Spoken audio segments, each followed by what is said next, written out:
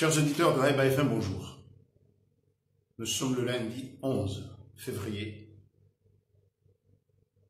L'édito d'aujourd'hui, j'avais pensé le faire sur un sujet sur la citoyenneté à Moroni, mais je viens d'apprendre qu'un monsieur Oubeid, qui est un compagnon du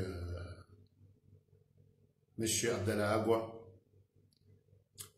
fondateur, journaliste, animateur de radio sur Internet, Facebook FM, a été arrêté ce matin par la gendarmerie. Qu'est-ce qui se passe? Hier, je me suis élevé, samedi, je me suis élevé sur le fait que M. Agua a été arrêté sans aucun respect de la procédure. On ne lui a montré aucun papier. On l'a pris comme si on prenait un cabri, on l'a jeté dans une voiture et c'est parti. Aujourd'hui, Oubeidillah, bien sûr, les autorités, le gouvernement, la mouvance, ils vont sortir des tas d'excuses, parce que ce sera des excuses. Moi, j'en suis à la procédure.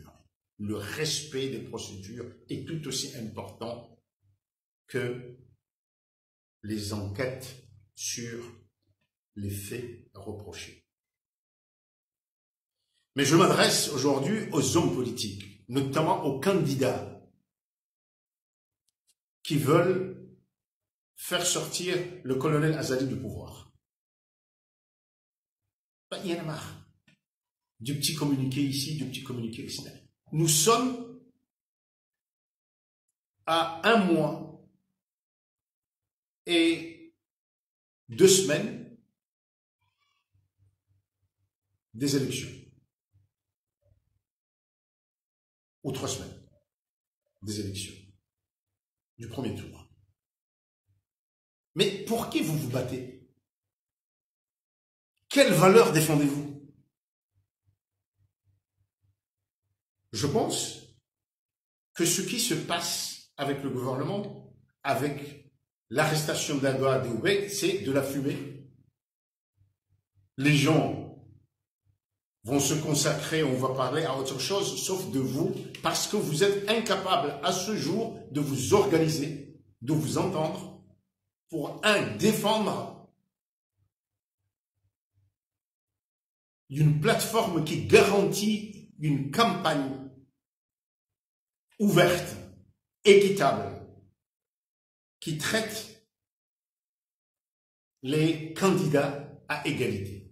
Ce qu'a dit Agua, c'est que le président Azali, dès qu'il est candidat, doit jouir des mêmes conditions que tous, en tout cas de ne pas utiliser les facilités que lui offre la présidence, que lui offre l'État. C'est ce que je sais. On l'a enfermé. Je pense qu'on l'a enfermé pour encore diminuer les voix qui se font entendre pour qu'il y ait des élections équitables. À Haïba FM, nous n'avons pas de candidat. Nous pensons traiter les candidats équitablement. Ce qui ne veut pas dire que si moi, en tant que directeur de Haïba FM, j'ai une préférence, je ne le dirai pas. Dans mon mur personnel. Mais ce que fait le gouvernement, organise de l'enfumage. On va arrêter ici, on va faire ceci, on parlera de ça, et justement pas des enjeux de la campagne. Des enjeux de la situation du pays. Et ça ne peut se faire que si vous, messieurs les candidats, vous vous unissez d'urgence pour qu'il y ait une campagne où chacun de vous pourra parler et se faire entendre. Cela ne peut se faire que si vous vous souciez du citoyen et de la liberté. La semaine dernière, des citoyens de Moroni voulaient se rencontrer dans une mosquée pour aller parler de grâce, pour aller supplier Monsieur le Président de la République de faire grâce, toute opinion confondue.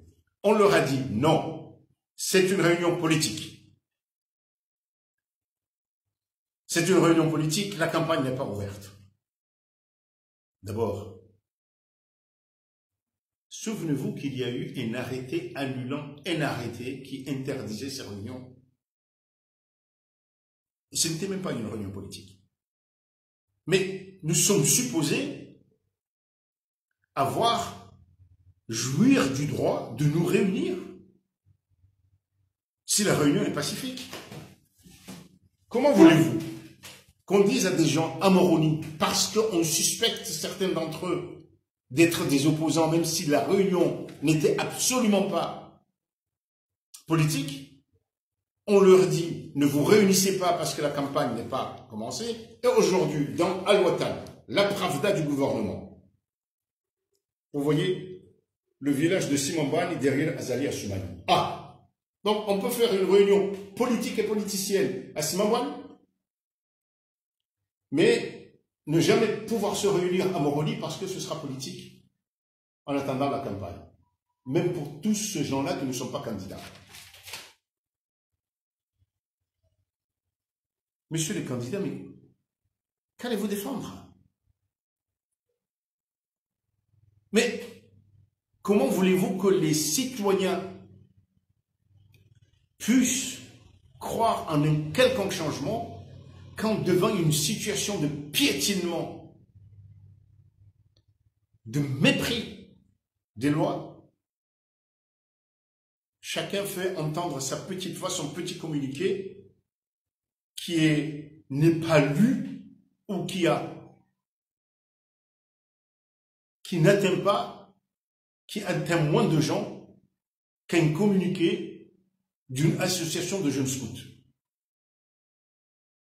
C'est en vous mettant ensemble, même en étant concurrents, dans le respect de la défense des droits du citoyen, que vous pouvez, ensemble, garantir des élections où vous pouvez vous faire entendre les citoyens aussi. Et c'est ce que ne veut pas le président Azali. Il a commencé ça depuis. Et il vous surprend chaque fois parce que chacun de vous pense qu'il peut s'en sortir. Et d'abord, celui qui pense pouvoir être président, il doit le montrer dès maintenant par sa faculté à persuader d'autres candidats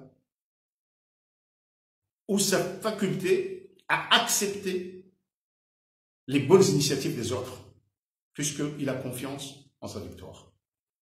La situation est dangereuse parce que nous arrivons à une situation où personne ne croit à quoi que ce soit. La Cour suprême, vous savez très bien que Haïba FM, nous essayons chaque fois de défendre l'état de droit. Et donc, nous nous gardons de diaboliser le système judiciaire, sachant les difficultés qu'il y a. Mais la Cour suprême, parlons-en. Des candidats ont été rejetés.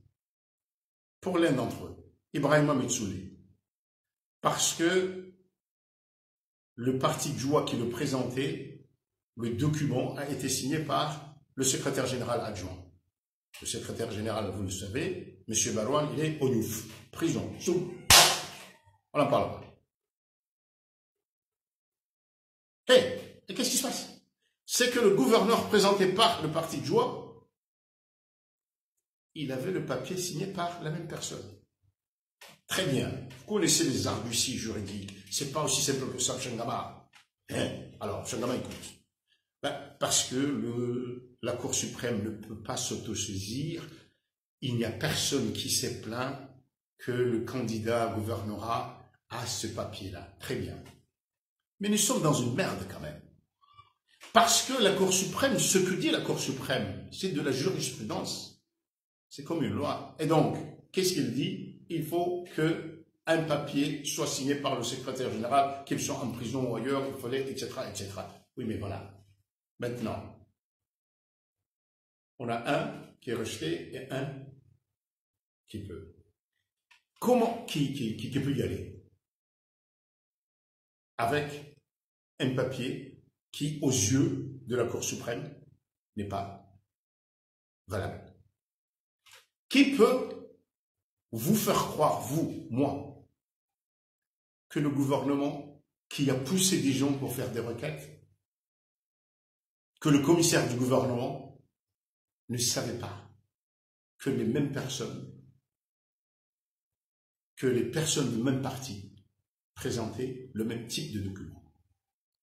Mais on s'en fout de la loi.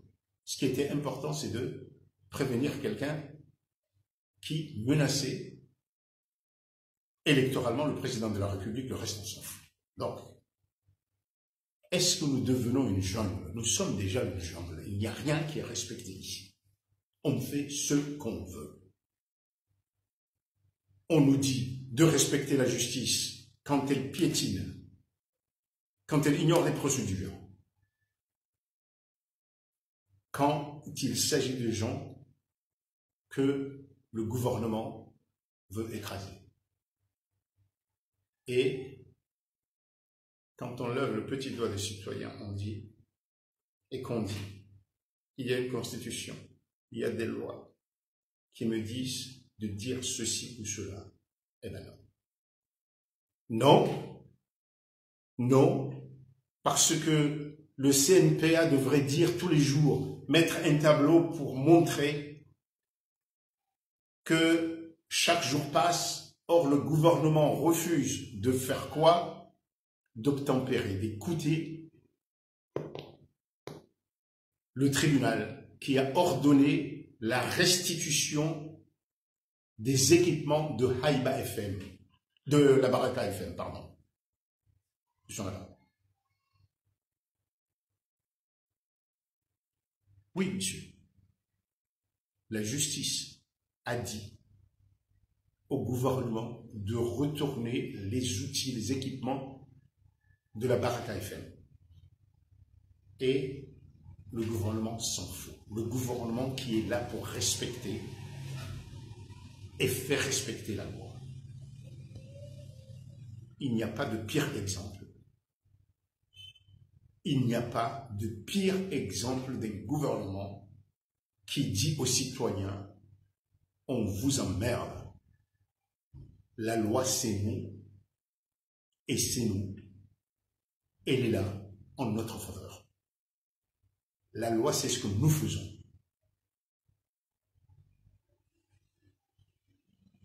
La loi du plus fort, ce n'est pas toujours la meilleure, non. Pour le gouvernement, la loi, c'est ce que le gouvernement fait. Un point, un trait. À demain.